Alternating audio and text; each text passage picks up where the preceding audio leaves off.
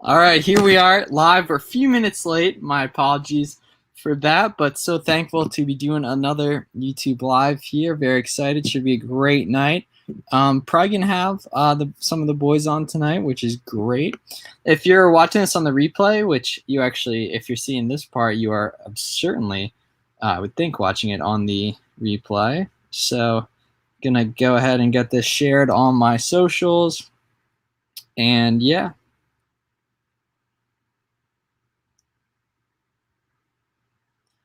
Hello. Good to see you guys, man.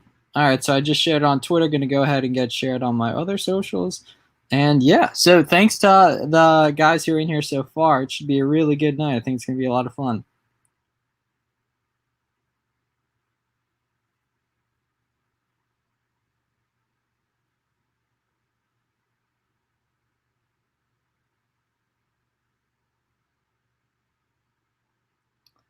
Poke Cards, Ishan, good to see you. Alicia, good to see you as well.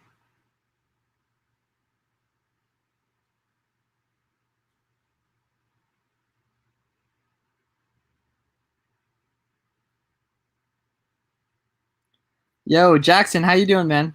Good to see you in here again. I think the third straight night. I'm very glad, we could help out the past two nights, and excited to hear anything else you got to say today.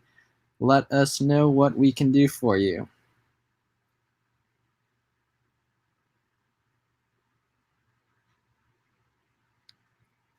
Big flips recently, easier to sell, 10-3.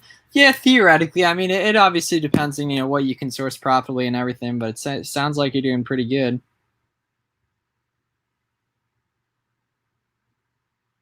All right, gonna get this shared on Instagram.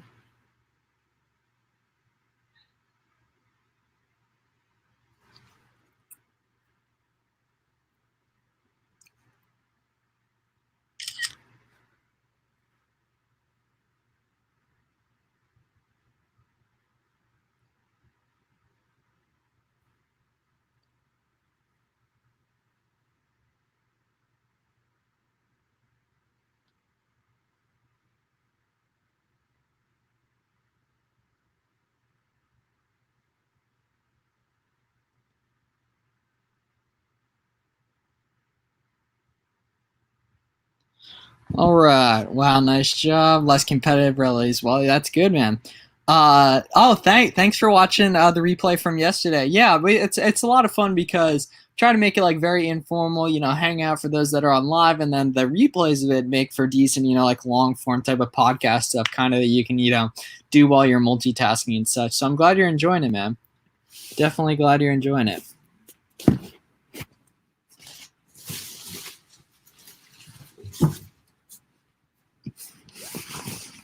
What's up, Dan? Good to see you. How's the month looking like? Oh, yeah, that's actually the end of the month. August was fantastic, man. Started off with a great meetup with some of the boys in Florida, and then had a great business month now that I've been home the past 2 weeks.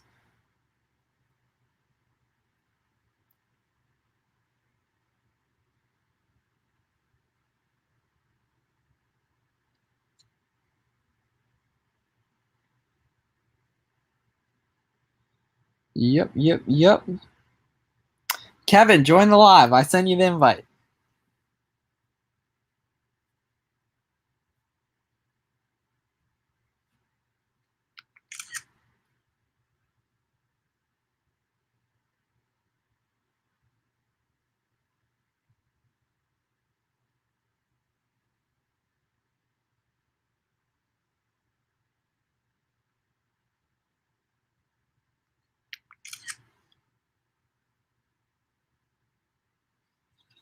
Eating with the fam. Got you. Then get off your phone, man. Go spend some time with your family. Gotta cherish that. Getting a post up on Instagram right now. Where are all you guys checking in from? I'm in Pennsylvania. How about all you guys who are in the chat here so far? About to make a post on Instagram about sharing wins.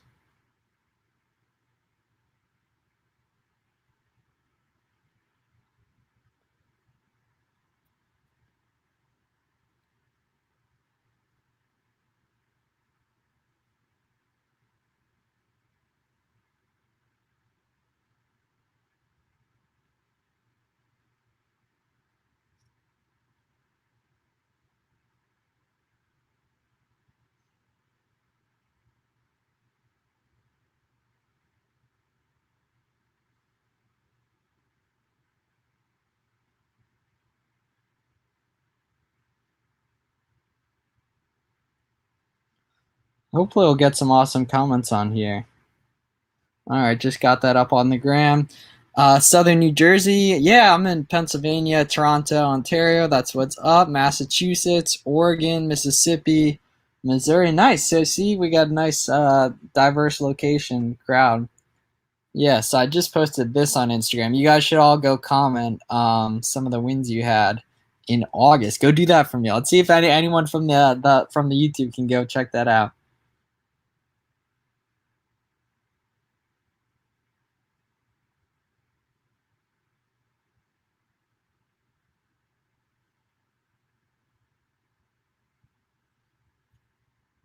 Los Angeles, Ohio. Jackson, you're in Ohio?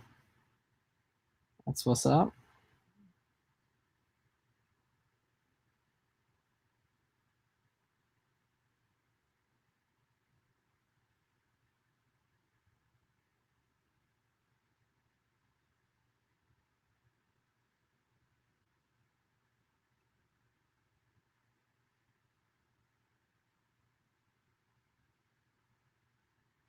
Los Angeles.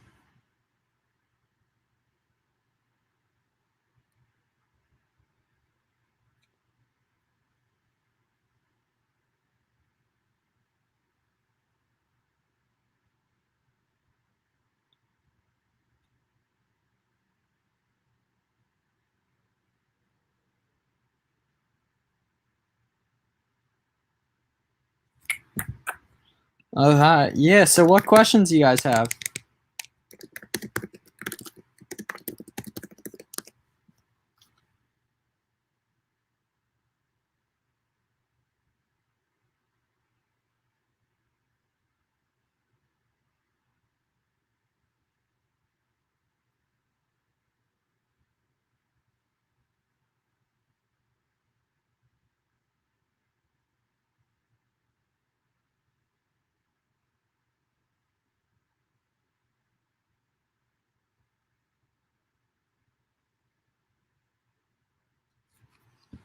What's up? I'm gonna place an restock order now on an item.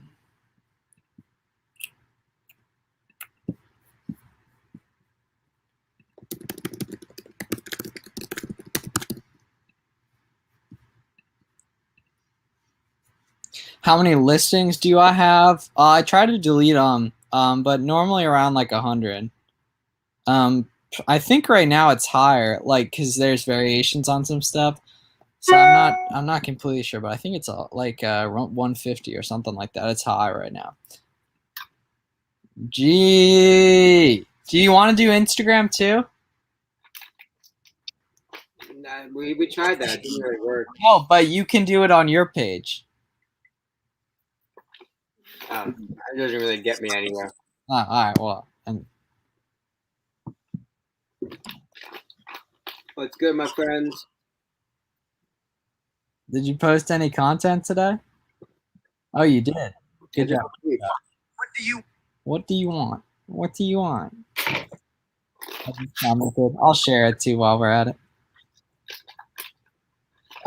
Do I have to put a SKU number in for each book? You don't have to, but it helps. You can add in like what you paid.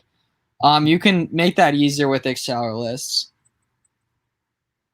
What do you use to validate seasonal bundles when timing is crucial? I've never really sold any bundles. But in terms of just validating products in general, like just looking for velocity and obviously consistent sales, which obviously comes from velocity, but use Keepa. Miles has a YouTube video on seasonal keeper. Go back and look. Oh, I do. Yeah, probably about 2 weeks back. Yeah. 2 weeks, like a month and a half. No, I was in Florida. So yeah, like a month. Like probably 3 weeks. Yeah. Oh, Exceller list. My bad. I'll put that in the chat. It's hard to spell.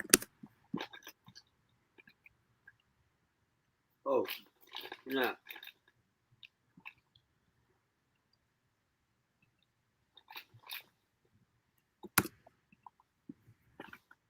What's good, Ash? Dan, what's up? Ishan, Jenny, Flips for Miles, what's good? Jackson. Dirt Road Picker, Deborah, what is up, my friends?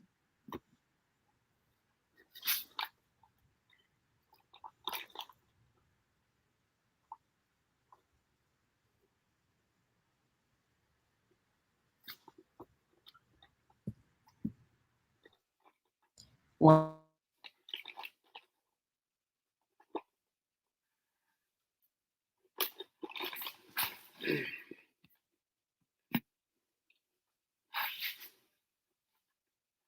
Got so many products to test, but I'm being conservative, even with Amex Platinum. I guess good problem to have. Yeah, so we typically test anywhere between 20 and 40 units off the rip, and then just to check all our boxes, right? We want to make sure when we receive the product, it comes in as we would expect. We want to make sure we have no issues with the supplier. The lead time is acceptable. Obviously, we're allowed to list on Amazon. No IP complaints after the first round. The buy box is rotating.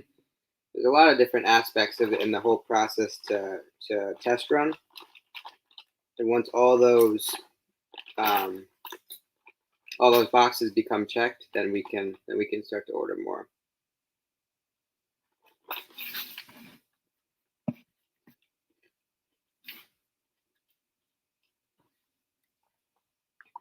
Jack, what's good, homie?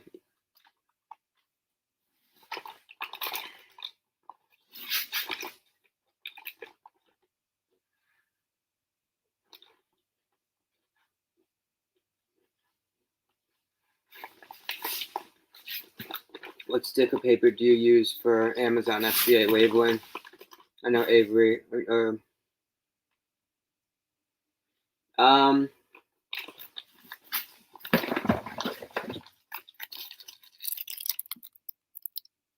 Let me see if I can get it.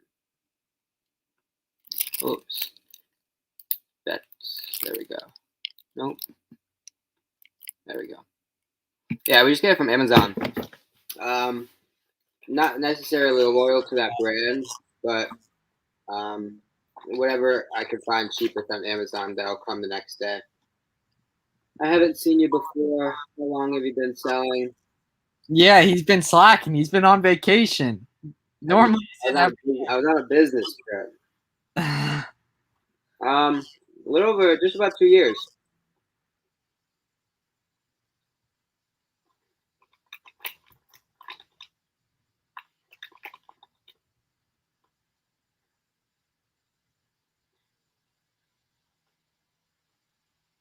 We get the FNSQ labels from both wherever. Typically, I don't come with enough lead time, and I just made a mess of myself. So I just find the cheapest option for next day delivery, and just doing that.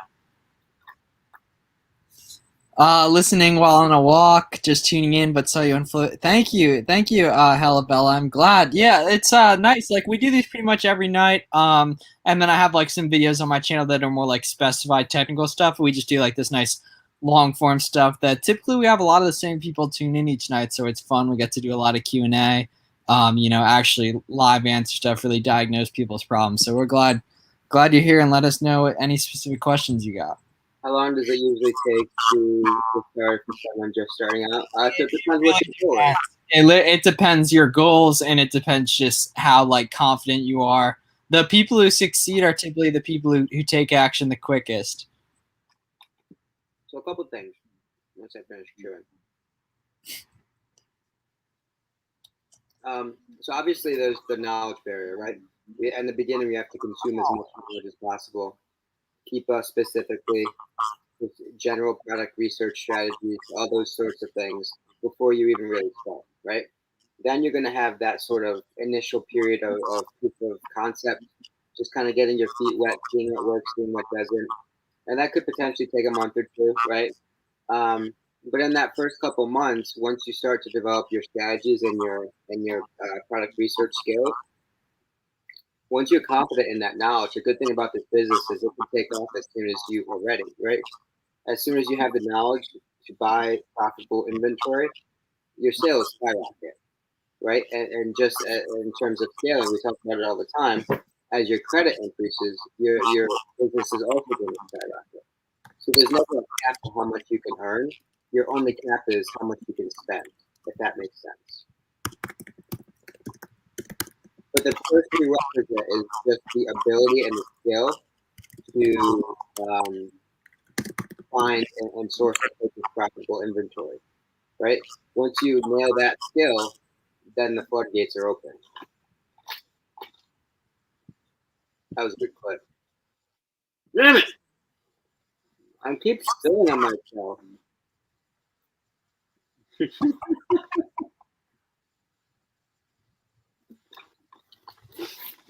That's a bad echo.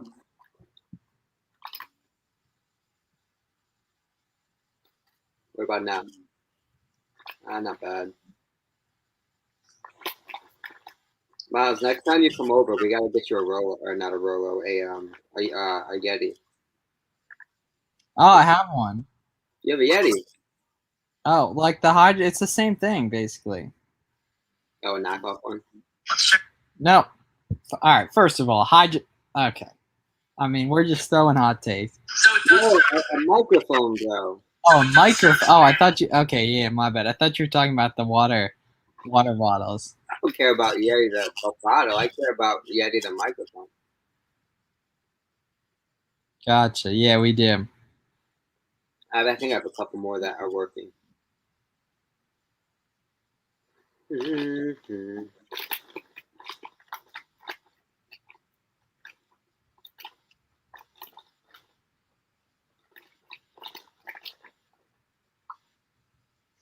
Just bad echo.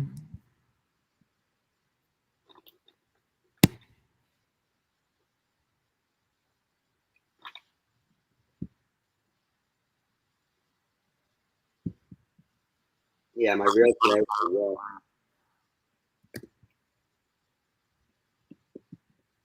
It happens. That it does, my friend. It does happen.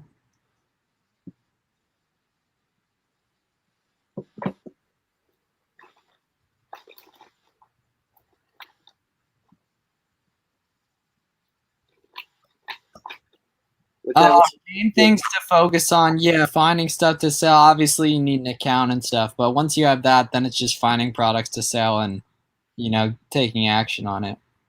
Keepa, and more keepa, right? Your business will scale as your knowledge will keep scale, because those keepa consists of the keys to the castle. They'll give you all the answers because we leverage that historical data to then make decisions in terms of what we can profit on moving forward. Right? We leverage 6, 8, 12 months even of product research to make educated and informed decisions on what we're going to buy and when we're going to buy it, right? So that's Keepa's going to give you the answers to every single question of the test. You just got to know how to read it. Well said. Amazon's like you're taking the test with the study guide right in front of you. You just got to know how to read the study guide.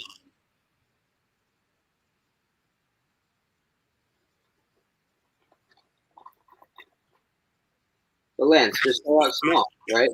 I would suggest, in terms of anytime I coach someone that's just starting out, I always tell them to wait. Mute. Yep. Well, hold on. Yeah.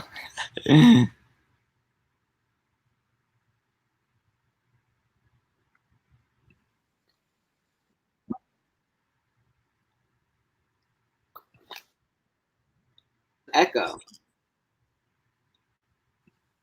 Is it good? It's from your end. There we go. See, no more echo. True.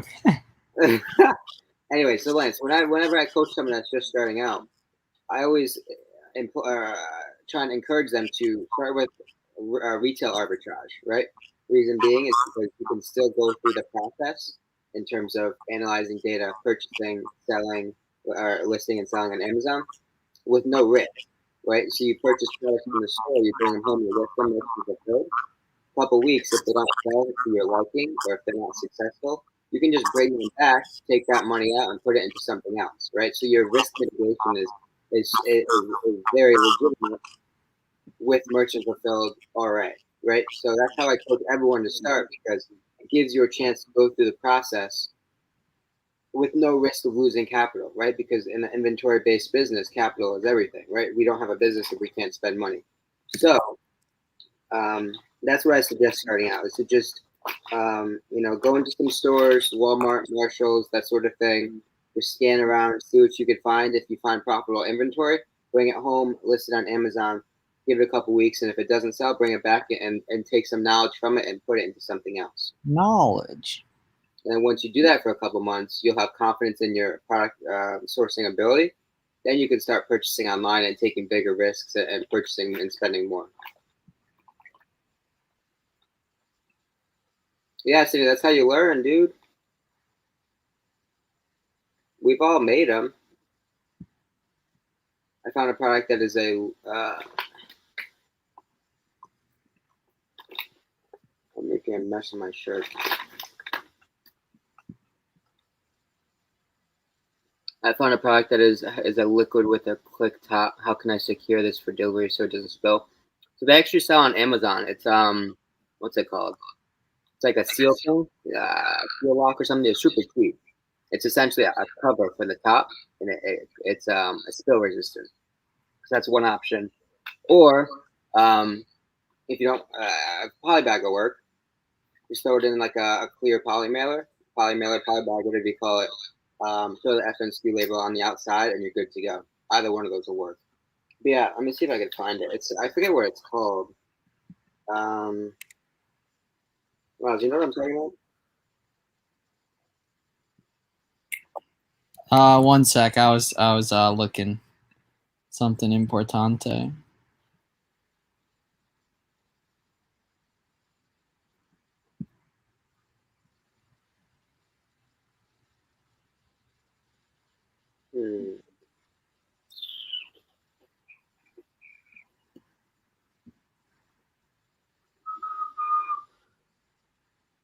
Liquid seal. So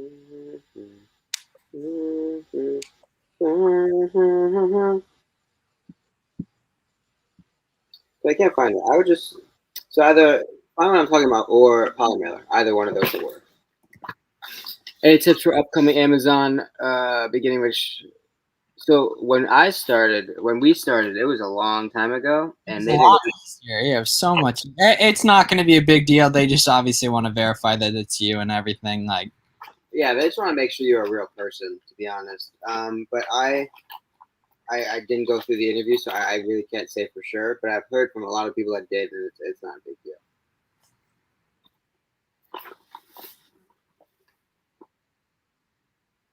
Oh, is that what it is? Let me see. Ripper seal. gotcha, steady. You'll do fine. Yeah, let us know once you're approved, and then let us know once you start getting sales. Heck yeah. What do you think about starting with 500 for online? Yeah, that's a great number. You can even go less than that, depending on like how confident you are, how much experience you have just reselling, selling stuff in general. But that's a very good starting budget, I would say. Anything above that, I would probably honestly tell you to spend less and just validate your idea first. And when you're starting with a finite amount, forces you to be more conscious with what you're doing. If you start with 3,000, you're not going to have as much of an appreciation for that starting capital. Rather, if you started with a couple hundred, 500, and 500 is plenty to do some damage, right? That's plenty of money to make some purchases, see how they work, turn it into something else. Because that 500 will turn to 700 real quick.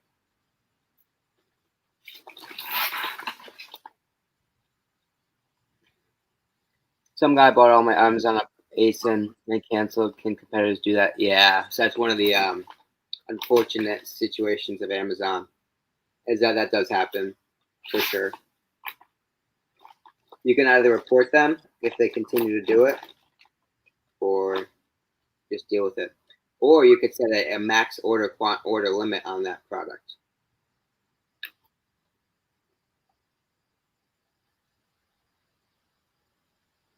So you can go in to that specific listing instead of max order limits, so say like 1 or 2 to avoid that. When did you first start using a repricer? I haven't yet. Nervous about it. I have about 100 active SKUs. Yeah, that's yeah.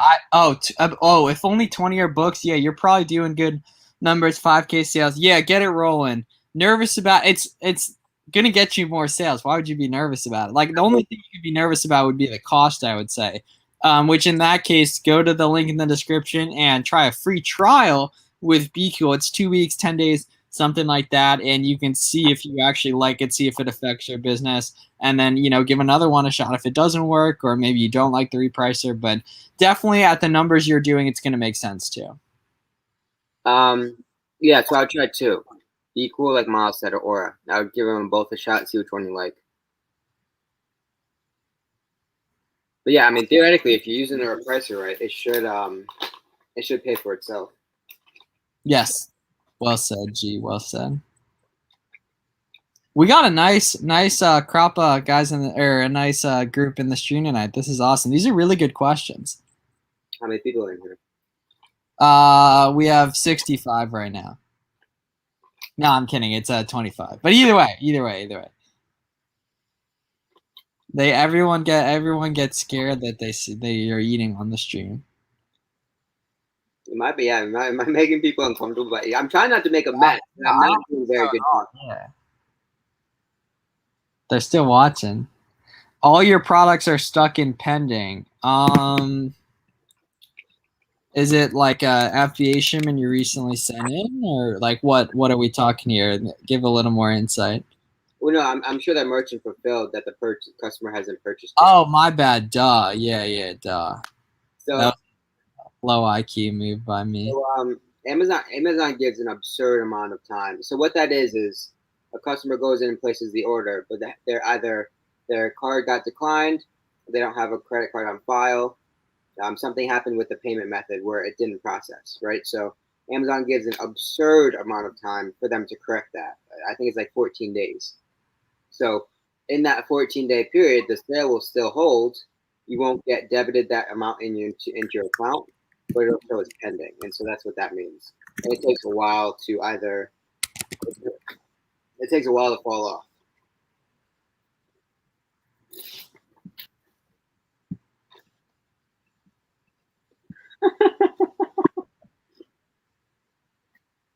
Yeah, it's frozen green beans with grilled chicken and put it inside.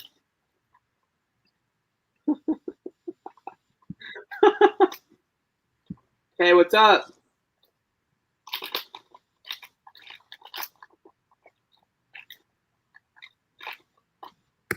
Oh no, I have a message on Amazon from a customer named Karen. Uh-oh.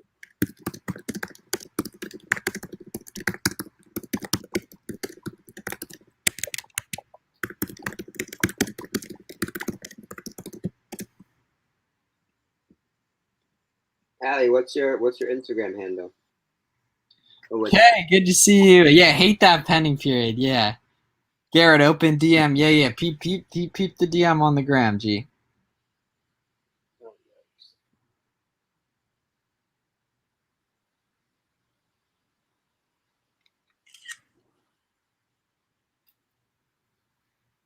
Allie, what's your Instagram handle?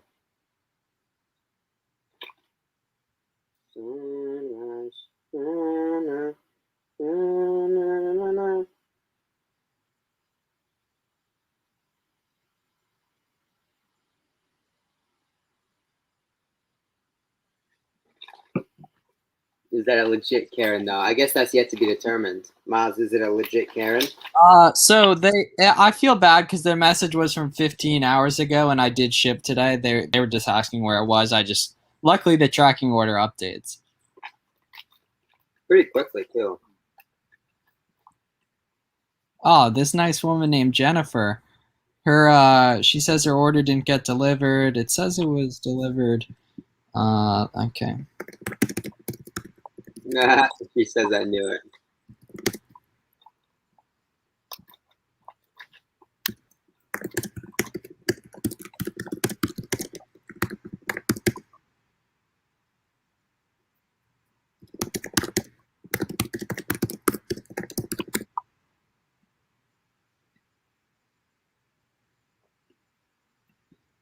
Some of these Amazon customers are super polite, though. It's really helpful. Yeah, some of them can be crazy though. I mean, it is their money though, so I mean, Yeah, obviously, no, I get it, definitely. I just, it's really nice when they are like really nice and helpful and polite. And I'm sure some Amazon sellers are jerks to the customers too, but Mhm. And they also a lot of times they don't realize they're dealing with like an actual like small business. no one knows, man. No one. Rightfully so. I mean, it's not advertised. You know, Amazon wants you to think it's all a corporate, like, which I get it from their perspective too, definitely. They assume it's just they're talking to Amazon, so they don't have that same affection. Whereas if they knew they were talking to someone like us, they would probably have. I would assume. It'd be way different, I would assume. Yeah. How do you estimate the cost to ship to Amazon for FBA? So it depends. So it's based on volume, not necessarily weight, right? Because depending on what you're shipping, the billable weight and the actual weight can be different.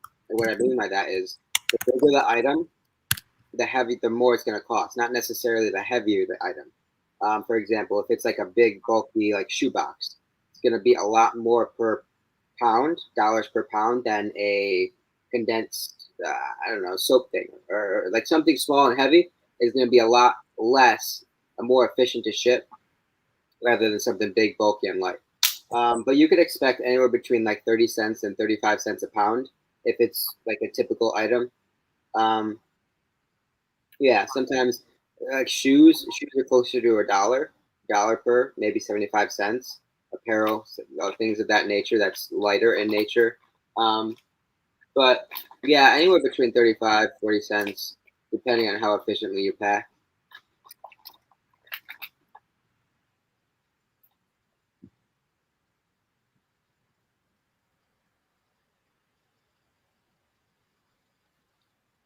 We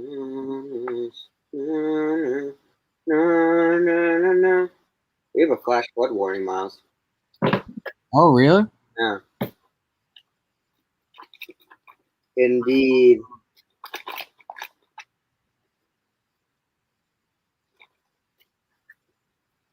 I estimate it at CAD.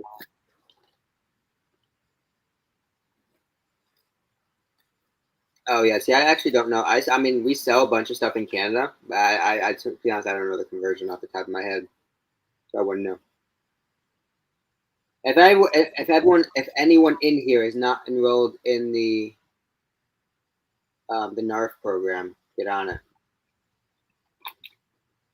You can expect about 1 to 2% increase in your sales with no extra work. Possible tornado tomorrow. Up in, do you live in the Northeast? Yeah, No. tornadoes are scary though. I've never seen one. We're more at risk of hurricanes though.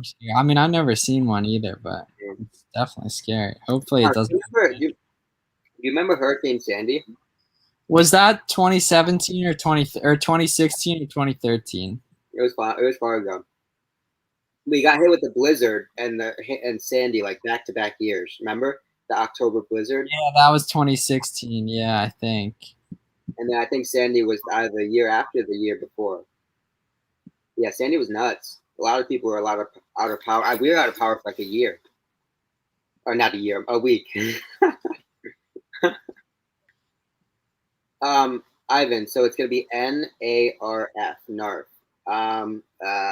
There's some good YouTube videos on it. It's super easy to enroll, and what it is I'm a firefighter, Sandy and Irene. Oh, I remember Irene. Thank you for your service, definitely. And glad you're okay. Irene was a while ago. But anyways, the NARF. NARF program is you list your products on Amazon, and Amazon takes ownership of essentially cross-listing those to both the Canadian market and the Mexican marketplace. Right, so if it's available for purchase throughout the entire those three countries, whatever. And they handle all the customs, they handle all the taxes, conversions, everything. Right, so it's super easy. You don't have to do anything more. 2012, yeah, and you could expect about a 1 to 2% boost in your sales overall, which is the basement at our house flooded really bad that year, 2012. Yeah, and then there was one in 2016, and it hasn't really since, at least in Pennsylvania. Do you remember when my basement was down bad like a couple months ago? Yeah, that was terrible. Not good. I was When's the marathon? a week before November Thanksgiving. Sounds good. I was in AC in a casino for Irene. We had to evacuate. Who evacuates a casino?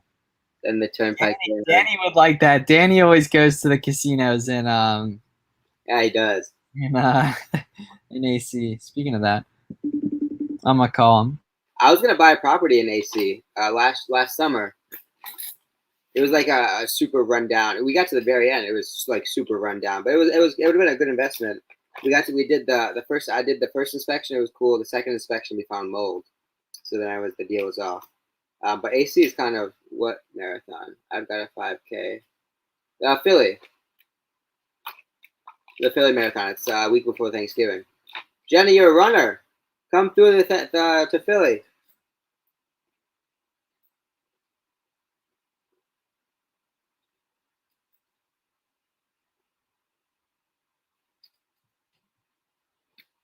I'm also a home inspector. And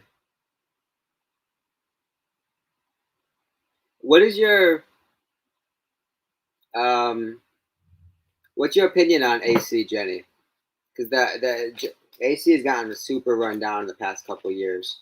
Like the Tropicana is cool, right? That's like the center of everything. But one way, if you go like not even a mile, like half a mile down the strip one way, it's just all run down, which I wasn't super thrilled about. There's like a rundown casino, there's like a rundown museum, and there's nothing down there. So that wasn't obviously didn't bode well for an investment property, but it was cool to go through the experience for sure.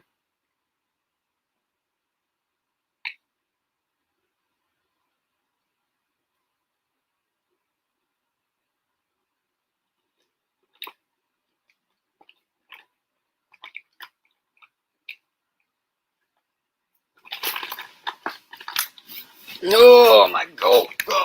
It really just depends, Ollie. To be honest, replens. Yeah, so at outlets, you're not going to get a ton of discounts below the lowest ticketed price. In terms of that kind of stuff.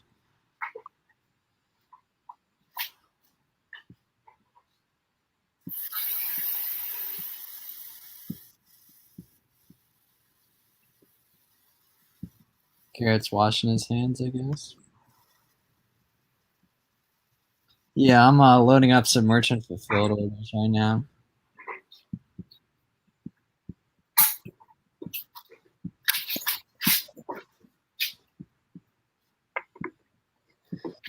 Oh, my legs are sore, Miles. Hate to see it. Huh? You really do hate to see it.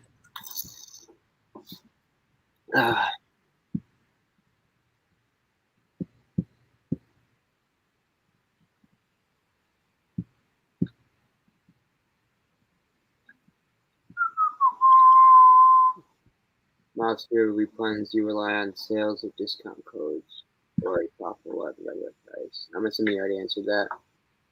Yeah, Swaggy Cheech, good to see you. We haven't seen you for a few days in the chat. Good to have you in here once again, my man. How's it going? Because I know last time we spoke, you were aggressively taking action. How are you doing right now?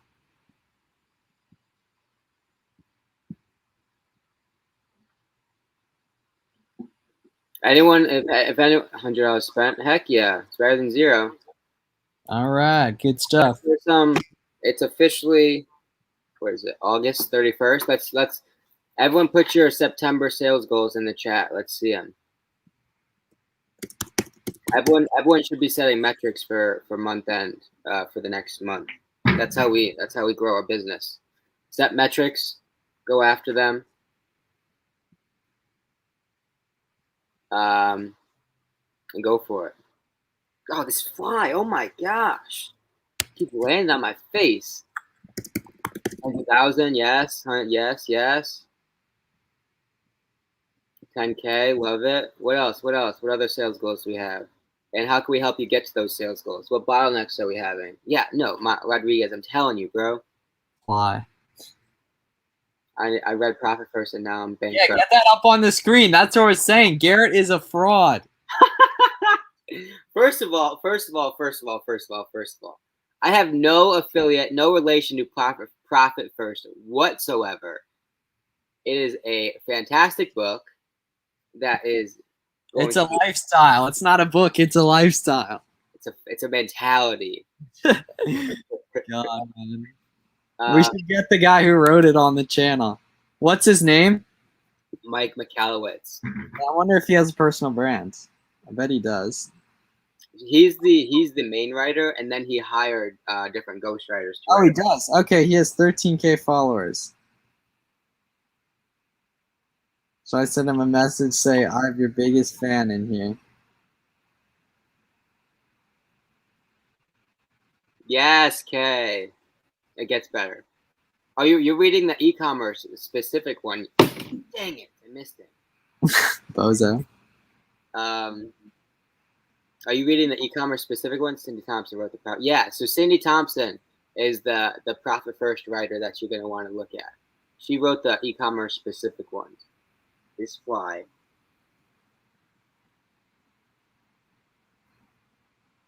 I missed it again. 10K, love it. What else? Let's hear some sales goals. Yeah, Rodriguez, I'm talking to you right now in the Instagram DMs. Put your sales goal. Let's hear some sales goals and bottlenecks that are going to prohibit us from reaching those sales goals. What can we do to help? Do we need to source more? Do we need to spend more? What can we do? 35K? Double it, Rodriguez, and go after it. Yeah, Rodriguez, you should do more than that. Especially with seasonal stuff. Capital? That's easy. That's an easy fix. Oh, this fly is so annoying. Realistically, I'm happy with 8K. Yeah, I mean, that's what? No, that's good. Yeah, because that's very, very doable. You know, like the whole point, you know, obviously making money, but if you're enjoying it and you're happy with your numbers, you know, more power to you, man. 100K, love it. Let's get after it. More importantly, my follow-up question to everyone who put your sales goals in the chat: what is the buy cost that'll get you to that sales goal, right? So we've established our sales goal, right? 89K, 100K, whatever the case may be, 15,000 Canadian dollars. Now let's figure out our, dang it, I missed him again, our buy cost to get to that sales goal.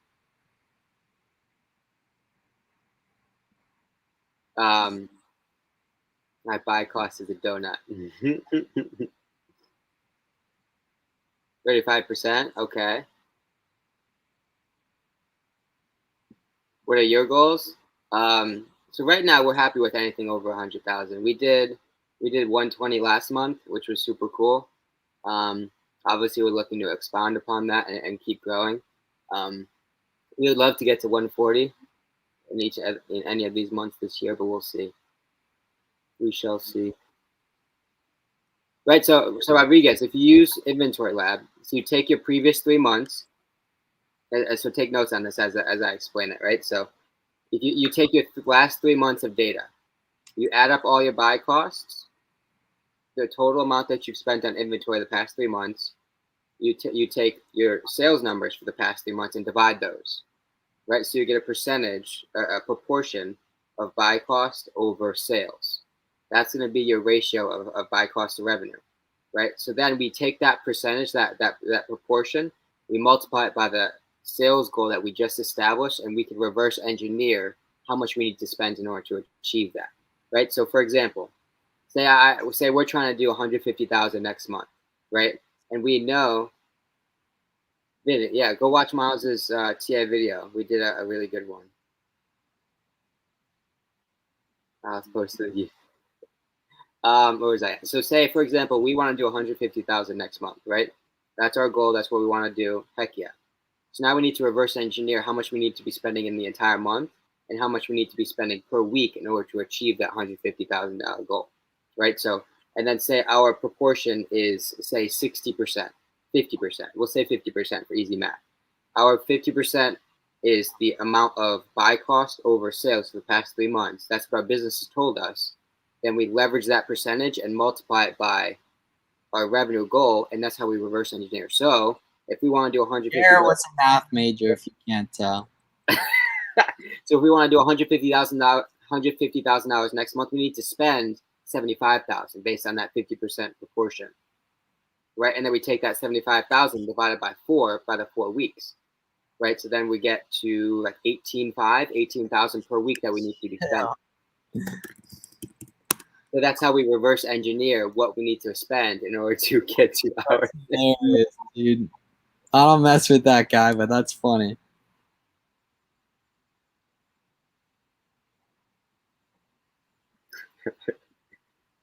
Good templates to figure out what to spend. Yeah.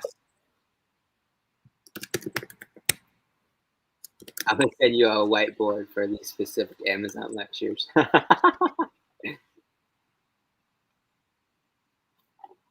I do need to buy a whiteboard. But yeah, no, I mean, actually, yeah, you should hang up a whiteboard. it would help a lot. Yeah. Any alternative to Inventory Lab for international seller? Ooh, I would maybe hit up Inventory Lab or comment in Ishan. I believe you said you're in Canada. I'm nearly positive you did. Post in the Amazon Canada section of the Amazon Launchpad, which if you're not in its linkable, I think you are in it. I'm pretty sure I saw you in there. So there's an Amazon Canada section. In fact, let me pull it up here on the screen. Slight plug. Yeah, definitely don't join it. Yeah, Amazon Canada.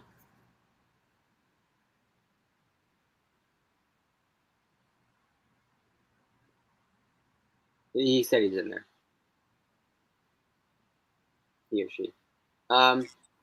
Yeah, I mean, all kidding aside, right? So in order to achieve what we want, we always need to reverse engineer. It works in everything, right? So just like, for example, like weight loss, right? If we want to lose 20 pounds, we start with the goal, and then we figure out how to achieve that. Do we change our diet? Do we increase activity? We always reverse engineer what we want to do. Business is no different. We start with our sales goal, and we need to calculate it and figure out how we need to get there. And that's through buy cost, because that's the one thing we can control in Amazon. There's a lot of things that are uncontrollable, but the one thing we do have power on is the power over is how much we spend on our profitable inventory that fits our business model. I was just exploring Seller Central and stumbled upon Voice of the Customer. It turns out I have someone who was unhappy with a product or she moved on me and wants a refund. Do I need to take care of that or does Amazon? It was FBA. Oh, yikes, Vinny.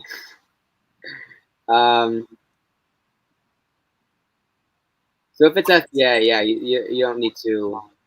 The only thing you would have to do is authorize the refund, but don't do that until you have the product in your hand.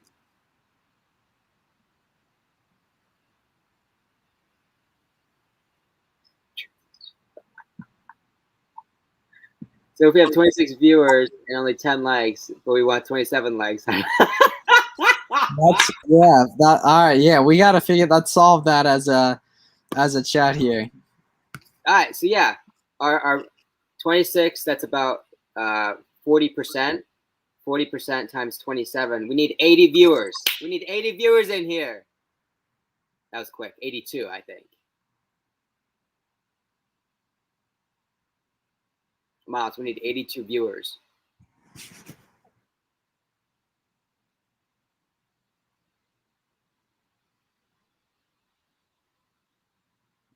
We lost Miles.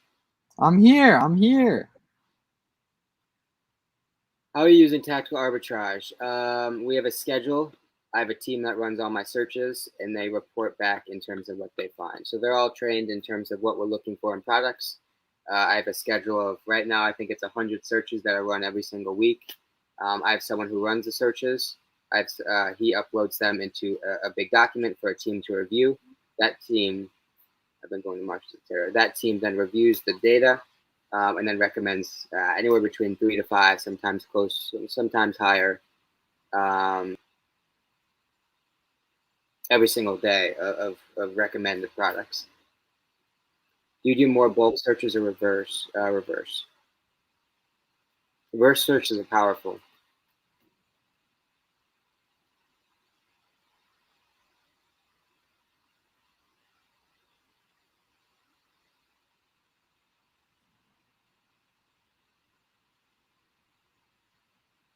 I don't know if you guys so. Important note, everyone pay attention, right? So we are just about in September. October 1st is the first day of Q4. Everyone in this chat needs to go into their Seller Central and look at their inventory aging report. Why this is important is because Amazon 4X's your FBA storage fees in Q4, right? So we need to look at that inventory aging report and see if there's any.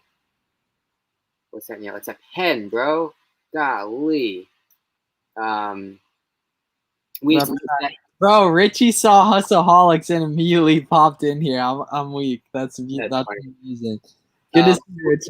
We need to look at that inventory aging report because we don't want to be giving Amazon more money than what they deserve, what they're already asking for, right? So anything that's aging, anything that's over 90 days, we need to liquidate somehow, right? So we need to either lower price or destroy or whatever the case may be, but we need to get rid of it so we don't start to accrue all these Q4 storage fees that aren't necessary. So everyone, go look at your inventory because there's always going to be inventory that we forget about, that we lose our sight on, that's been there for months and months and months. And now coming in Q4, Amazon's going to punish you for having that inventory that hasn't sold, right? So we need to be proactive, get rid of the inventory before we get punished and save our bottom dollar.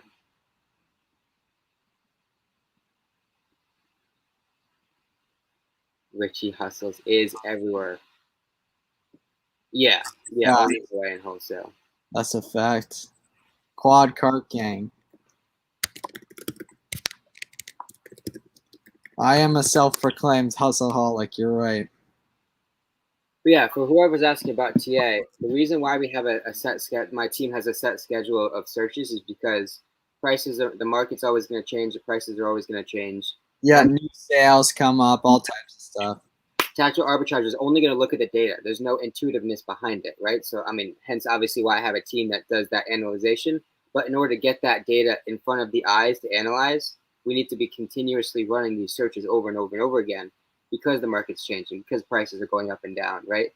And so the more we run a search, and I have 100, 140 searches that are being run. And so with consistency, we'll find stuff that we didn't before. Yes, no, it is. It is better. Expander's a game changer. Which categories do you guys recommend for newbies? So three that you have to get. So I mean, first of all, so we talk about all the time. For newbies, we always coach in terms of the people we work with is books, right? Books are super easy to start with because they're one, they're cheap, they're two, they're abundant, and three, they're easy to work with, right? So they teach you. Yikes. All right, we like to keep it family friendly, so that's a 5-minute timeout. Like I was saying, those three things of books are why books are valuable to start, right? It gives you proof of concept. It gives you the knowledge of how shipping works, how to list on Amazon, potentially how a repricer works. It gives you the whole spectrum of listing something and then selling it and then getting the money back, right? So books are good for all of those things, and they're just so easily come by, right? So you can go to Goodwill, you can go to Savers, all sorts of thrift stores to get these books. To start to develop your knowledge, and it has Keepa, right? You could start to look at the Keepa and develop that skill. But after books, after you've graduated from books, the three categories I would suggest are topicals, toys, and grocery, because in those three categories, there's going to be a lot of low-hanging fruit. There's going to be a lot of stuff from your Walmarts, your Targets, your all those sorts of stores, right? In those three stores. In those three categories that you buy and make some money and start to do damage and continue to build that knowledge, because that's really what we're doing. The first 3 to 4 months, all we're trying to do is compound as much Keepa knowledge as we can, as much product research knowledge as we can, as much knowledge about how Amazon works as we can. So then when we start to progress into bigger purchases, bigger categories, more expensive, more quantity, then we have the confidence to be able to make these decisions without risking, while mitigating risk is what I meant to say. Do you recommend advertising aged inventory on TikTok like a mini garage sale? I'm assuming I wouldn't. See what you can do to return. It's just gonna be tough to get traction, to be honest. And it's probably not worth your time. The TikTok platform doesn't have a good like messaging system, and unless you have an account that has followers, you're not gonna be able to link and buy or anything. I would like Poshmark and eBay stuff, Facebook Marketplace, what you can. But see if you can returning should be the priority, if possible. Obviously, it might not be applicable in your situation.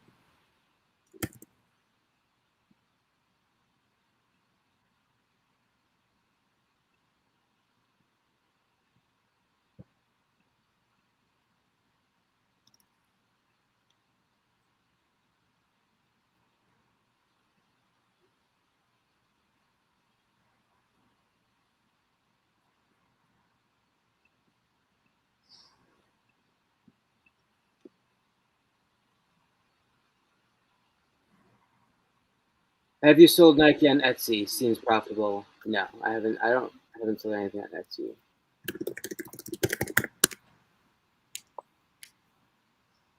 Ollie, that's cool. I didn't know that. That's a good tip. Yeah, if any of you guys are using Kohl's Cash, apparently 10 days after expiration, you can still use it in store. So that theoretically could save some money that would have otherwise you not found. Yeah. Have you guys ever bought on Cyber Monday from Amazon and sold it back on Amazon? I know you can't use Prime since so there's definitely opportunity there for sure. Yeah, there's opportunity.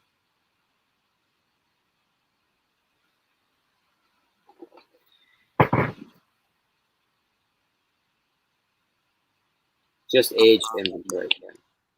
So all the fees are going to be exponentially increased. Like if you send something, like your FBA fee is not going to increase, the storage fees are going to.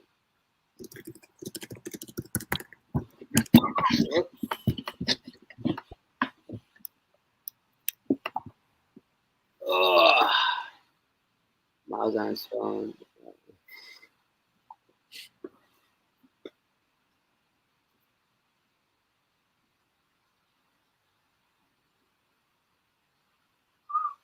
By the way, everyone needs what's it called? Insurance, business insurance by probably end of week. Thought it was today.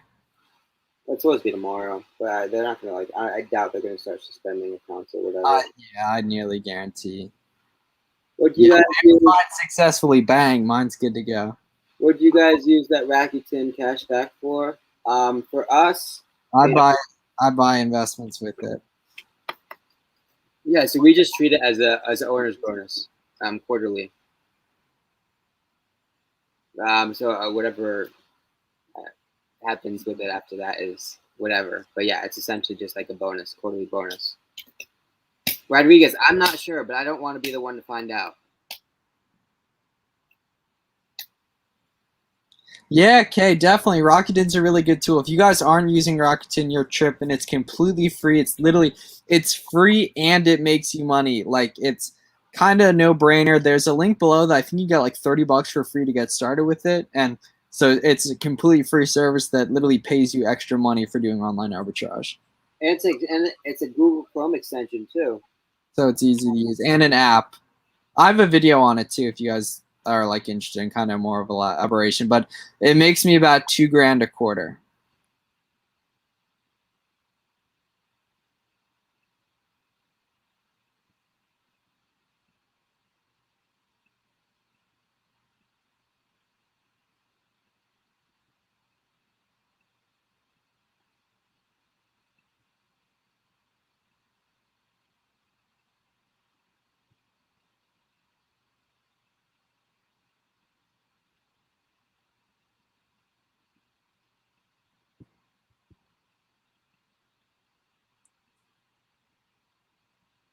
Game 1%. Rakuten is goated. Yeah, shout out Rays too.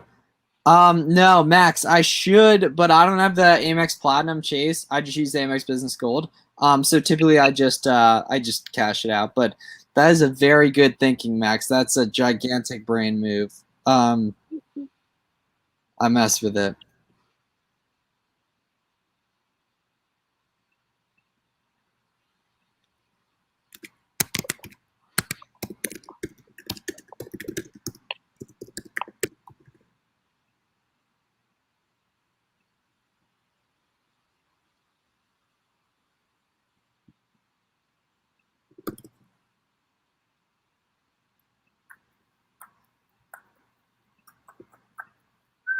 Yeah, that's a good way to take him out. Amex Platinum Charles Schwab. My bad. That's good thinking though, man. That's awesome that you're doing that. Damn. Dude, that's amazing, man. That's so smart. Yep. What happened? So it's kind of complicated, but basically you can choose to take your Rakuten and Amex points. And if you have the Charles Schwab Amex Platinum, you can convert your points to dollars in a brokerage account at 1.25x. So it's a cheat code. It's just you got to be willing to pay like the $600 annual fee or whatever the. Oh yeah, but if you make enough in Rakuten, it pays for itself. Oh well, and I mean there's other benefits to it, but yeah. And what Max, would it have to be? Does the Amex Platinum Schwab is it able to get in business or is it just personal? Because it could screw your credit if you run up a ton on it. Or theoretically, I feel like.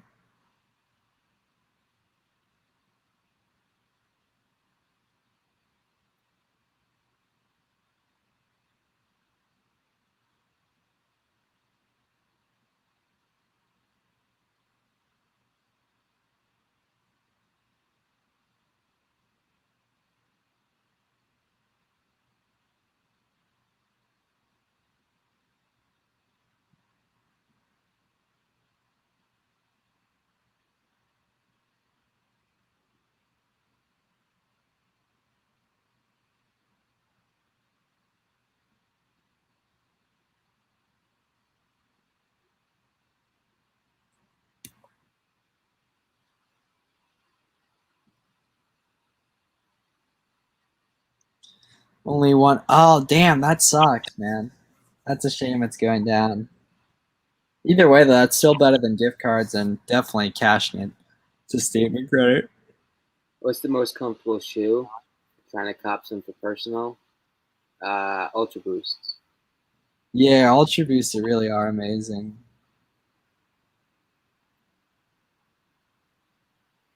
Cliff, what's good?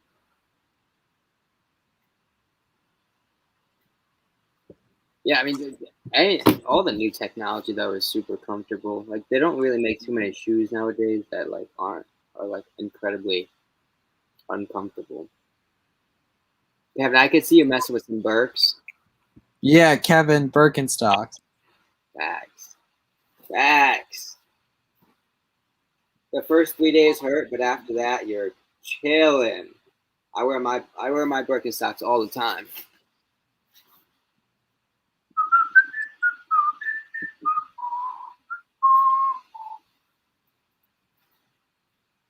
Cause I'm free. Free falling. Free falling. Free falling. Free falling. I wear mine every day over my Ultra Boosts. Flash the UPC. I got you, Kev. Hold on.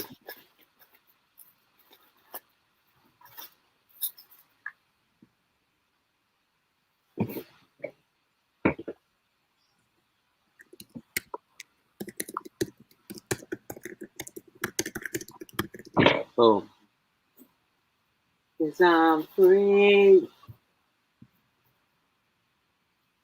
Free falling, falling, and I'm free. What's the best insurance to get for Amazon? Just the minimum. I think it's what is it like $1 million annual policy is required. General liability. No idea, to be honest. Yeah, I think it's $1 million. Whatever the minimum is will suffice. Just enough to not get you in trouble, essentially. Garrett, do you do LTL? Sometimes, depending on what we're shipping. Obviously, all the prep center stuff doesn't go LTL because that's just obviously doesn't work like that. But some of the personal stuff, yeah, depending on the quantity. Nowadays, just parcel is checking in quicker, so we haven't done as much recently, but it all depends. LTL is super simple though. For anyone that does volume and you're not doing LTL, you're lacking because you could save like 15, 20, maybe like 10 to 15 cents. Yeah, it's Ashley Haddon, right? Hayden, something like that. Something like that, yeah. Yeah, with LTL, you could save like 10, 15, 20 cents per pound, right? So if you have, say, 200, 300, 400 pounds that's going out, 400 times 10 cents, what's that, $40? That's, I mean, that's not insubstantial, unsubstantial, unsubstantial, insubstantial. I don't know. Whatever that word is, it's not. It's not substantial. How about that? No, it is. Dang, whatever. You guys know what I mean. Whatever. I'm over it. LTL is less than truckload, right? So you're shipping on pallets. Typically with larger quantities, right? So what makes it worth it is when you're doing over like 180 pounds. How many Amazon points do you guys have? What makes it worthwhile is when you're shipping like 150, 180, 200 pounds plus. The heavier your shipment is, the more it behooves you to ship LTL. So then you start to go down from 30, 40, 50 cents per pound down to that like 20-cent threshold that I was talking about, 15 cents. The lowest I've gotten with an LTL shipment is 13 cents, which was pretty cool. That's like dirt cheap. It was like 700 pounds for one pallet, and it costed like, I don't know, $90 to ship it, which was kind of crazy. Kind of crazy, I tell ya. Because I'm free. Free fall. Miles, are you free falling? Yeah, so a mutual friend of mine, I recognize the name on the order, bought something from me on Amazon. I'm so weak. What's happening to you? Just when you're getting a lot of orders, I guess I don't know. Like, no, this is like actually someone I know though. Like someone like I've talked to before. That is strange, my good friend. That is strange. They bought expedited shipping though, and I'm not sending it till tomorrow, but they got to deal with it. No. Can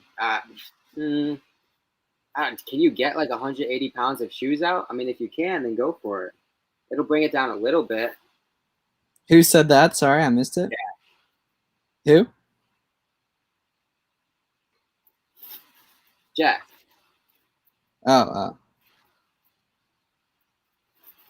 Garrett, peep your text. I saw it. Then chill.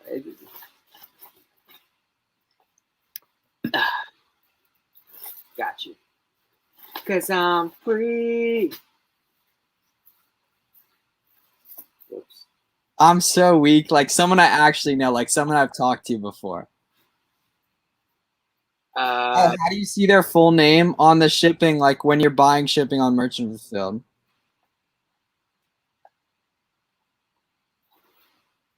Yeah, Jack. Let me know if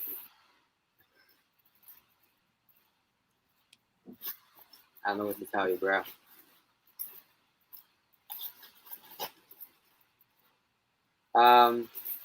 Jack, let me know how that works. I'd be curious to see if shipping shoes LTL is the move.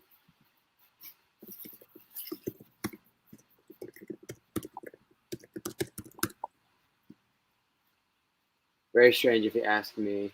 How do you see the? Oh, I got that. Oh, gosh, you still haven't done FBM yet. You should mess with them and tell them you know where they live. So anyone, so I mean, I'm not picking on you, but anyone. So obviously, you just said you haven't done FBM. Everyone in here should significantly consider getting ready for a lot of FBM this Q4, right? FBA, how FBA is going to play out is still very much in the air, and undetermined. So I don't know if it'll get to the place where Amazon like shuts the doors on some FBA centers.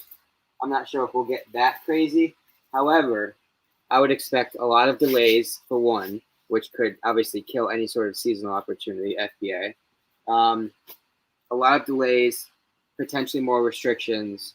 I would just very much advise you, everyone in here, to develop a merchant fulfilled operation quickly and get ready for Q4. Just to be prepared. So what does that mean? That means get all your shipping supplies in order. It means have a place where you can package all your FBM orders. Establish a way to get them out, either pickups or some sort of establish an efficient way for them to leave your facility and get picked up, right? So all these things I would suggest getting situated within the next 15, 20 days, especially before October hits. So you're ready for October.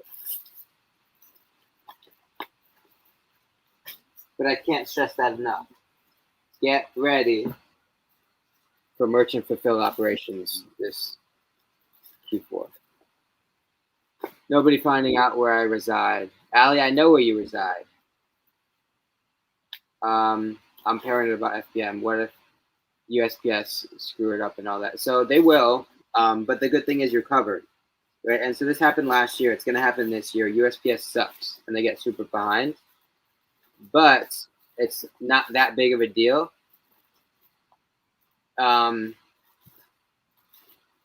Because as long as you purchase shipping through Amazon and on time, any sort of A to Z claim that you get, Amazon will refund.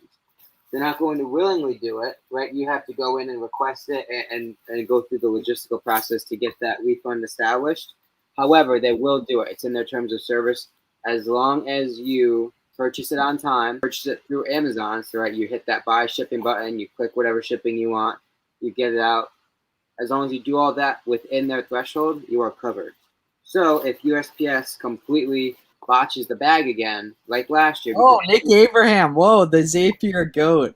Dude, Garrett, you got to see what this man's doing with Zapier. Dude, it's something. I was looking, he dropped actually like a swipe file on Zapier that I was looking, it's like it's this crazy stuff you can do with Zapier. Like if your tweet gets enough likes, like it automatically gets posted on Instagram. There's all these like crazy things you can do. Like he has it set up where anytime a person on Twitter follows him with like 10K followers, like he gets notified. That's like really cool shit, man. I use Zapier for a lot of my prep center stuff, but I mean not today. Not using it for enough, I guarantee. Oh heck no! I'm not using it for any sort of social media. No, I'm not even talking about that. Just like in general, like it has me thinking of ways we can use it for Amazon too.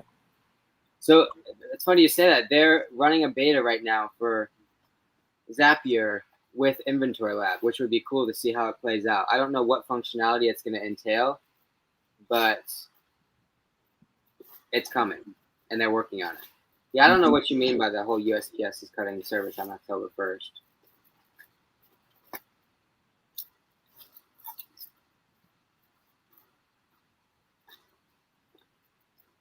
Cause I'm free falling, and I'm free falling, and I'm free falling.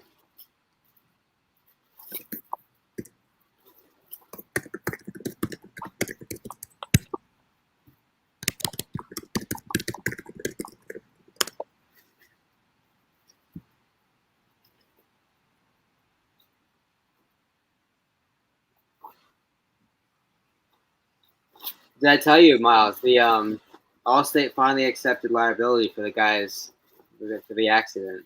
Finally. Oh, nice. Okay. Big news. Very good. Huge news.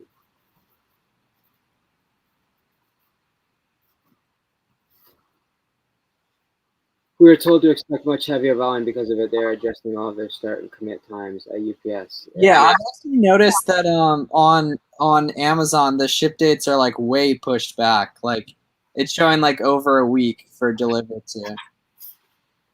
Oh.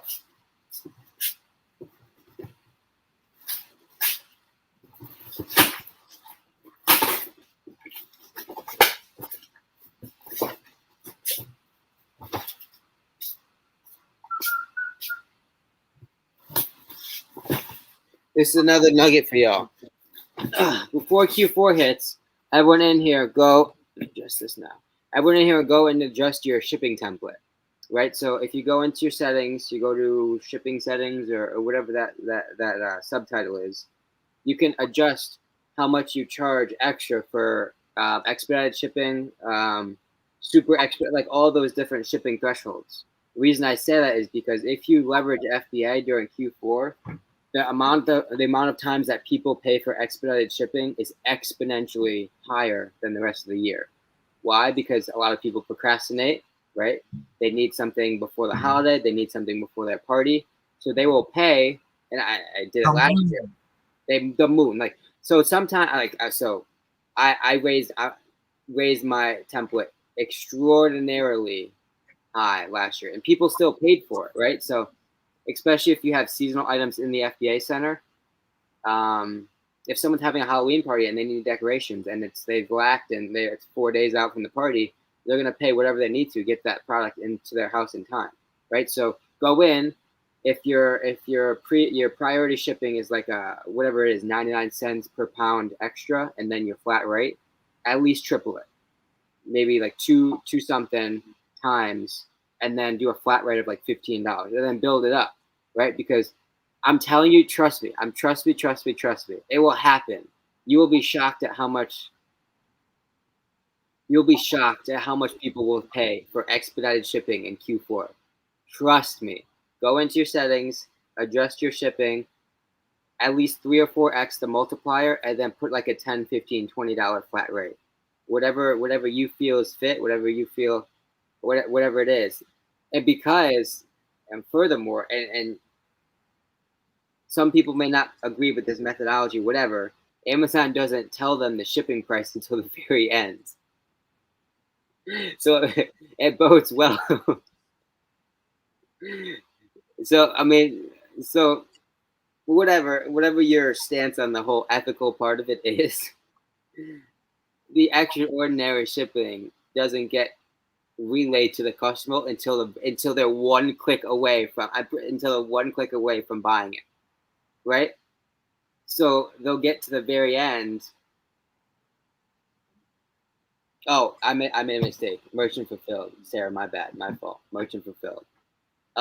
So they'll get to the very end of the transaction, and then they'll see the shipping cost, and they'll see the one button that they need to successfully transact the product, and they just click it. I'm telling you, it's gonna happen. It's gonna happen. I make about $30K a year, have 2,000 in my checking account, and drive a 2007 Ford Fusion. Today, I bought and sold over $380,000 worth of NFTs in one effing day. I feel like I'm leading a normal life, and it like went semi-viral. That's a beautiful thing, man.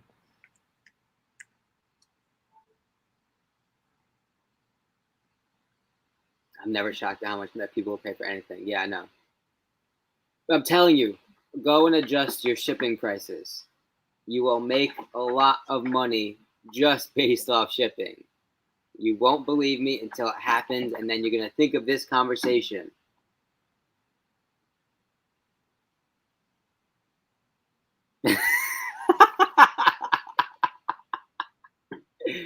Dude, I'm telling it works, bro. It works. I don't know what to tell you. People get desperate in Q4, and they don't care about spending money. And when people are coming over, the public opinion starts to creep into people's mind, and people don't want to be embarrassed when it comes to their party or whatever when friends are coming over. So they will pay whatever they need to get their products to their house in time. And when you make another $20 on your shipping, you can come thank me at that point and send me a Chipotle bowl.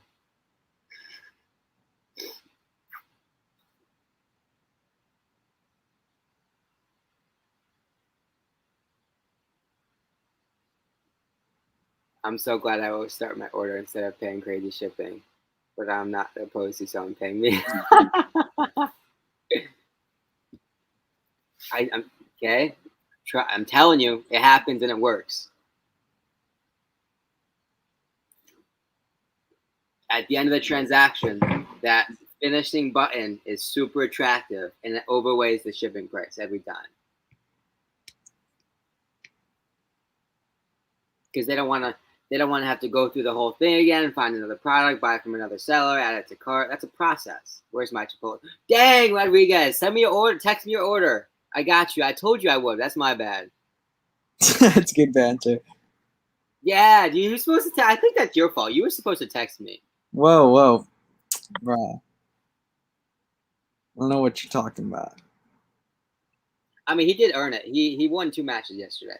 That's it. That's.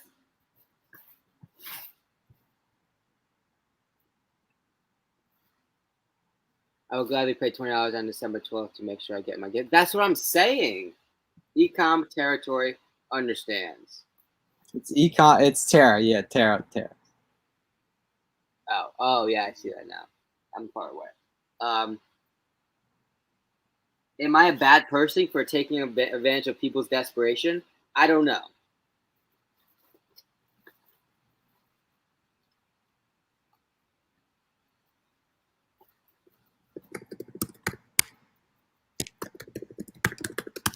Ecom, I'm telling you, are you guys enrolled in the new Amazon program where they handle FBA customer service?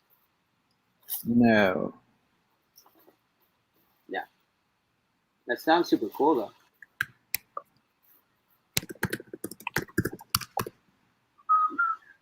Cause I'm free. Free falling. Ecom. I like that. That's a good Instagram handle.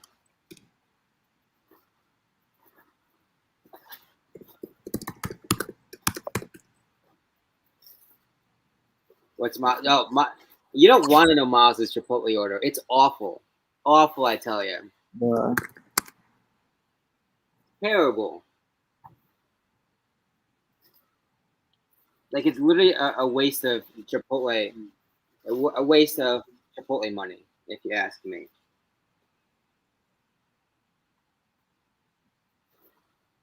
He's typing it right now. No,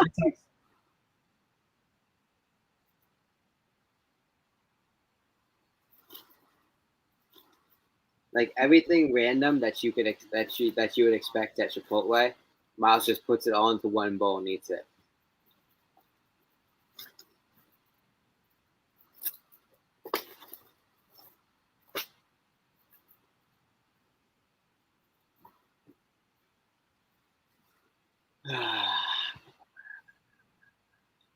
If I sent something super well bubble wrapped with 3 ice packs and shipped it today, the customer said it looked like it was thrown in the box with nothing and demanded a refund. That's one of those things, Jay, that you just chalk up to them being a bozo, give them what they want and move on. I mean, whatever that $5, $10, $15, $30 is not going to make or break your business. Just give them a refund, move on. It's not worth the potential negative review, and just make your money elsewhere, right? Amazon, there's so much money to be made on Amazon where that $20, $30 is not going to make a difference. People are always going to be bozos. Nicholas, what's good? People are always going to be bozos. You can't control that. What you can't control is your mindset about it, right? Take the L, move on. Nicholas, what's up, my guy? Wow, they're popping now. Let me see here. Do you go by profit margin or ROI for minimum of the repricer? Dang it, I missed him again. So we go by gross because that's actual profit dollars in our pocket. ROI can get kind of relative. But yeah, we go by actual cash money. If I send something, I did that. What would you do because we bubble wrap it 4 times? I told you I would just refund them, take the L, and move on. People are always, the customer's always going to win. They're going to get their money whether you like it or not, and you don't want to risk a negative review. Negative reviews are going to be a lot more detrimental in the long run than that $20, $30, $40 would be. It's a macro perspective. It's a marathon, not a sprint, right? We're interested in building a business for 5, 10 years down the line, not necessarily funding our next Chipotle order. Do you think I get hurt posting FBM considering I'm a new seller with no feedback? Oh, I lost it. Do you think I get hurt posting FBM considering I'm a new seller with no feedback going against others with lots of, yeah, I mean, so it's not going to help. I mean, whether you get sales, I don't exactly know the algorithm, so I can't say for sure. But I mean, it's super not going to be in your best interest competing against those sort of, because that's obviously natural. Like you would expect them to win a majority of the sales just because they have that account strength, they have the experience, they probably have more inventory. So they are probably going to win most of the time over you. But that's not saying there's not going to be any sales available for you. There will be. I can't tell you how many, but just don't rely on USPS expedited. They didn't scan tons of orders. Don't ship in. Keep losing 0 view.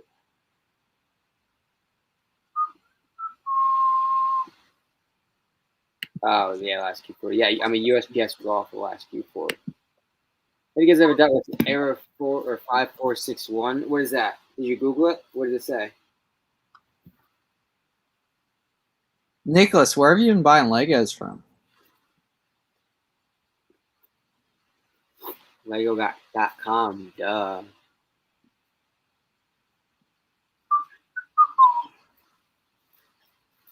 I've been buying so many. Who's your top wholesaler? That's an inappropriate. That's not like something you ask someone, to be honest. He's kidding. He's bantering. Okay. Yeah, he said, "Hello, I'm kidding. Hope you guys are doing good." I will tell you if you post a reel right now. Yeah, Buddy just wants to send videos to the group chat. Like, post on your story, bro. Let's post some. Rishi, are you still in here, bro? Have you left? Richie, come on here and post some Pokemon cards. Garrett, do you refund FBM orders when they say they didn't get delivered, but tracking says it was? No. So Amazon's responsible for all that stuff. I have a template that pretty much says, check around your house, ask your friends, ask your neighbors. If none of that stuff works out, call Amazon customer support with the referenced order number. Tell them that the tracking says it was delivered, but you don't have it. Amazon should refund it, or they will eventually. What happens though, unfortunately, a lot of customer service reps at Amazon are bozos, right? So customer will call, Amazon says call the customer or call the seller. Customer will reach back out to you, say, hey, Amazon referred me to you. Where's my refund? And you just send them right back to Amazon, right? Because that's not your job to refund merchant fulfilled orders that didn't show up, that you shipped on time and you shipped through Amazon, because they cover both. They insure every product that's shipped through them, right? So if Amazon, and they will, I promise you, if Amazon sends the customer back to you for their refund, you just shoot them right back to customer service and keep doing it. They may get angry and they may even leave a negative feedback, but that will get removed from Amazon. So do not refund MF orders if they say delivered, but they didn't actually show up.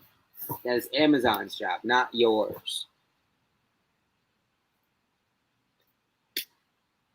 Would you guys shoot for a profit percentage or a dollar per profit? Both. So we don't sell anything really that's less than $5 profit, but ideally, the more unanimous scale, the more relative scale is going to be that profit percentage. I always hear don't buy below 15% ROI, but I feel gross. Yeah, I wouldn't buy below 15% ROI. Yeah, we don't really go below. Yeah, because dude, with returns, you're gonna get screwed. Like that's just so thin. The profit margin on that's gonna be like 5%, if not less. So there's a couple reasons why you shouldn't go below, right? There's no risk mitigation. If you buy at a 15% ROI and so this is an ever-changing market, right? So if you buy at 15% ROI, if the product market goes down at all, then you're shot. You're at break even or you're losing money. So when we buy at 35, 40% ROI, we have that threshold where we can, if the market goes down, which it inevitably will sometimes, we can either liquidate at a break even or a couple percentage points ahead. So that's why we do that. We create that risk mitigation for ourselves. If you purchase that low, you have no caveat. You have no room for error with the market. And being that we don't control the market, that is not a good long-term play. Buddy of mine did a cook group. Wow, it is popping. Buddy of mine did a cook Yeah, group. what's today? Tuesday now. Yeah, this is a very good stream. Buddy of mine did a cook group, is into Legos, buying retirement soon. Also, I think this out, so I get no tax. What are some of the best strategies for saving on FBA shipping costs to Amazon? We are trying to go wide, not deep.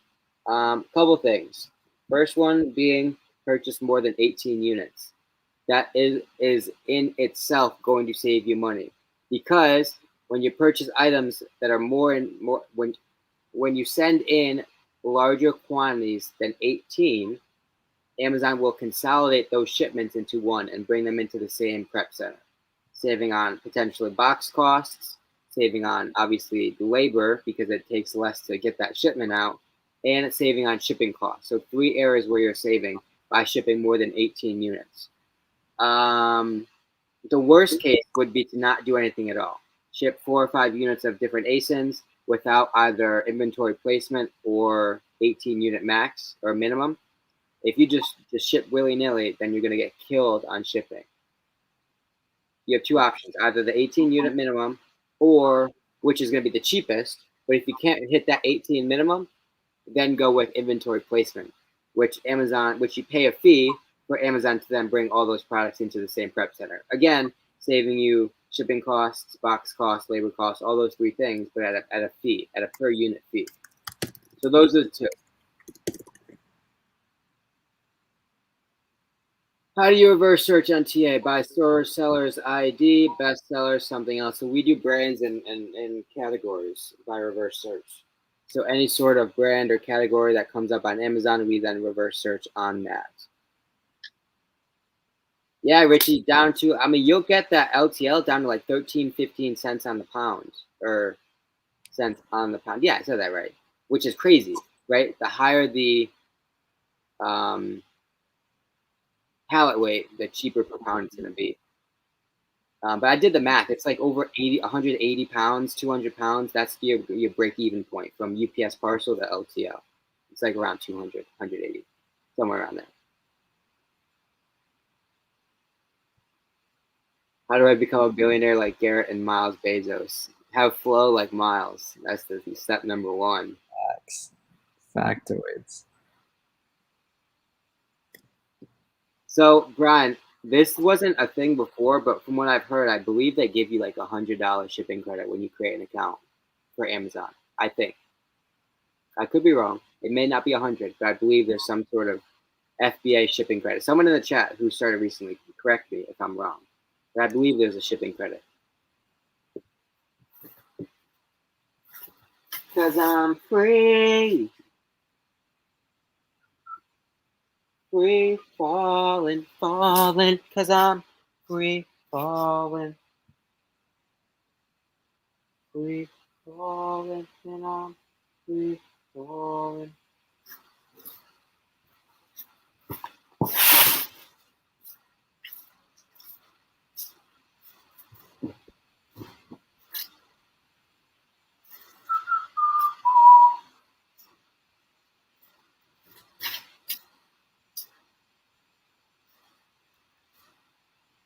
Used all mine. How do I become as good a basketball? Rodriguez, you're probably better than him already. Nebraska. Kevin, come join the stream. You talking about ball? Miles isn't better than me at basketball. Huh? Miles isn't better than me at basketball. I mean, we can do this again. Like, we Let's can do it. do this again.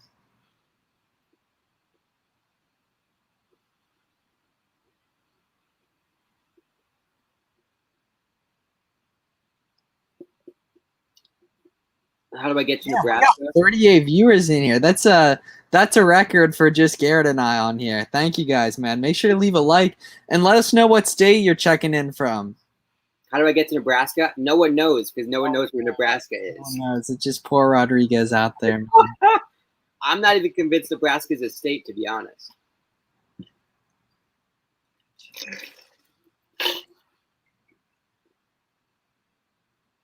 New Jersey? Heck yeah. That's in Miles and I's neck of the woods. Yeah.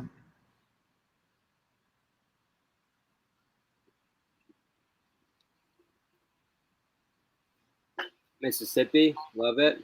Connecticut, I grew up in Connecticut. My parents still live in Connecticut. Rodriguez, stop lying, bro. Nebraska is not a state.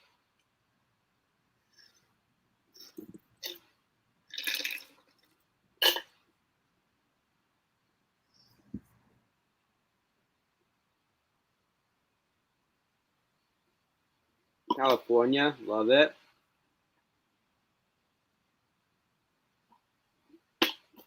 Big brain question here. Let's have it, Vinny. What other questions? I'm behind Garrett. Kevin, you gotta chill with that, bro. Oh, I thought you were talking about the Nebraska thing. Nebraska. Doesn't exist. Watch this. Miles, I don't know if you can see. There's a garbage can right there.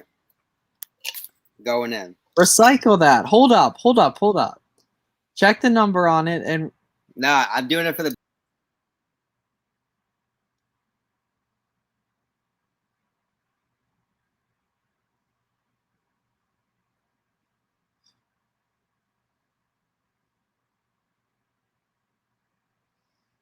Oh.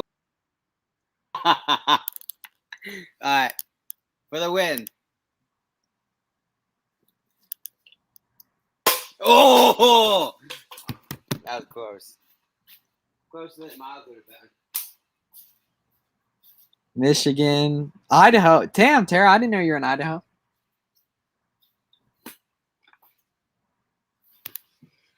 Oh!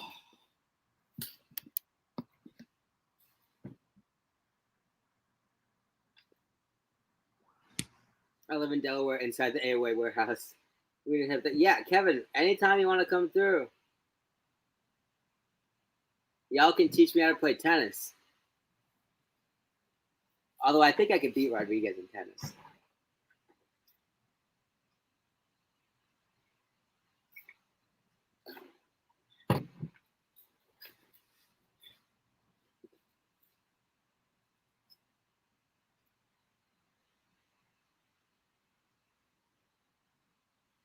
Let's talk making money on Amazon FBA. Heck yeah, that's what we've been doing. What kind of questions do you have? That's the name of the stream. Oh, whoops. Yeah. Oh well. Do you reuse boxes from OA orders, or do you prefer to package together another? So it depends. So for example, if we purchase an OA order and it's like 50 units, and they all come in the same box, then of course we're going to send it back out in that same box, right? There's no sense in wasting another box when it comes consolidated. If it comes in like 7 different boxes that are small, obviously we're going to maximize shipping efficiency with FBA. You want to get as close to that 50 pounds as you can without going over, right? Because that's a $20 pound, $25 pound, I think.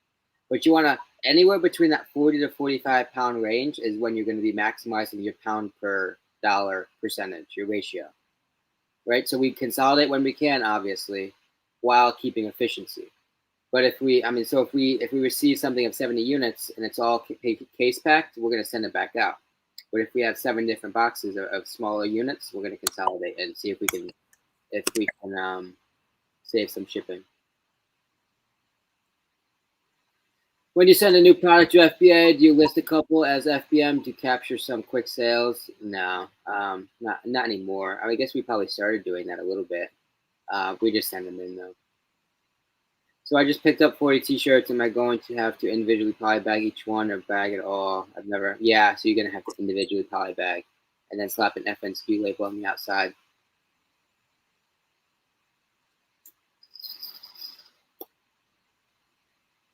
With the inventory placement service, will Amazon allow multiple ASINs with different expiration dates in the same box? I know they can be picky about labeling the outside of the box with the expiration date. So this is not Amazon advice. This is just experience. I don't really worry about expiration date. If it's multiple expiration dates within the same batch, I just pick one and go with it for the whole thing. And I've been doing this for a long time. I haven't gotten no negative repercussion from it.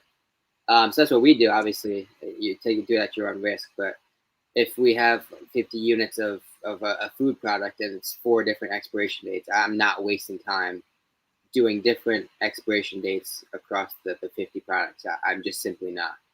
Picking one, going with it.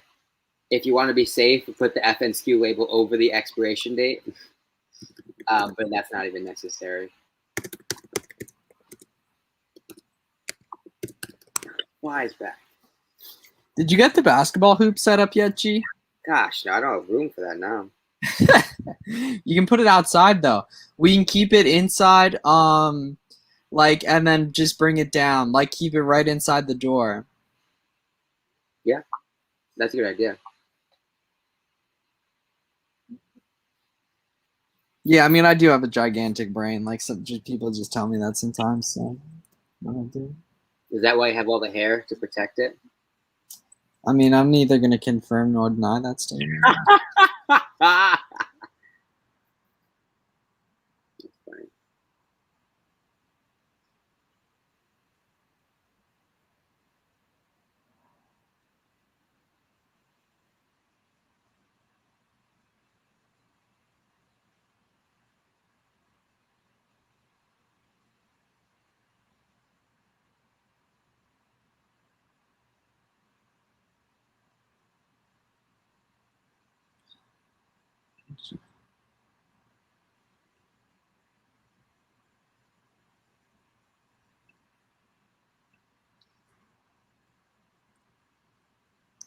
Would you recommend outsourcing dinner dates with my girlfriend for more time sourcing? Yeah, what do you guys think? Let us know in the comments what you guys think. Yeah, I outsource everything.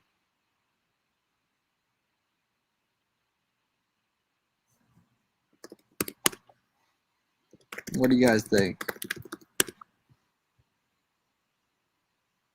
Also, in terms of putting the label over the expiration date, definitely don't do that. That's a boat because that could screw someone over who's going to eat it. They're not expired. Still, bro, you're tripping. Yeah, close that got. You're tripping on that. Don't change the subject. Woke up today and chose violence. Hell, man. Dude, you realize expiration dates are 3 years in advance.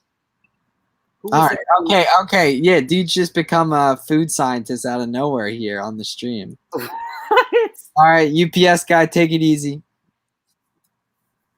Adios. Any tips for sourcing OA Nike? Use TA and use the tactical expander plugin. That's a very major key because you can search the entire brand.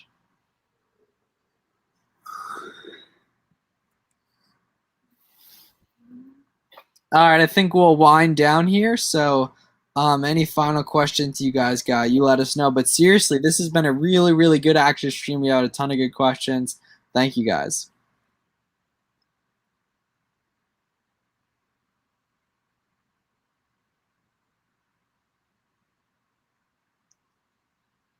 Yeah, there's a bunch of benefits to business credit. There's, you can get category spend, there's good sign up bonuses, and then your utilization won't report to your personal credit. Bruh.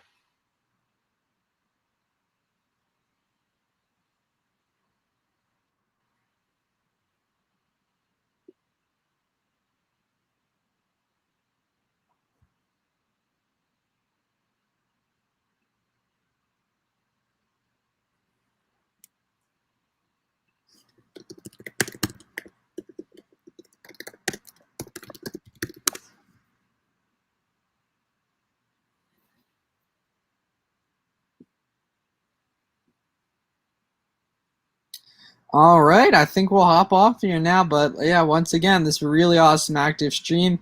Thank you guys. I will see you tomorrow at 8 p.m.